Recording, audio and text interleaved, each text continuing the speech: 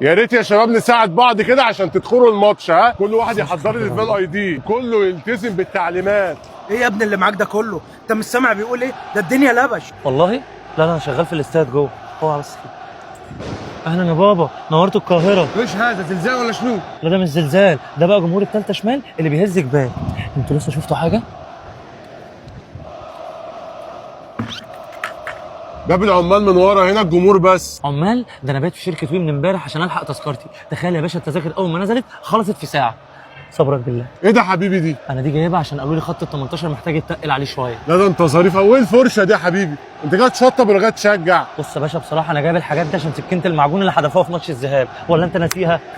كيفاش بالجلاش السكينه بتاعت ماتش الذهاب. انا بس عندي سؤال، اللي حدف السكينه دي فطاطري ولا بتاع كريب ولا ايه؟ سكينه معجون ايه يا ابني؟ السكينه اللي اتحدفت على اللعيبه. ده طاهر محمد طاهر حجز على السكينه تحجيزه ما حجزهاش على الكوره قبل كده في تاريخه. يعني انت داخل بقى تعمل شغب صح؟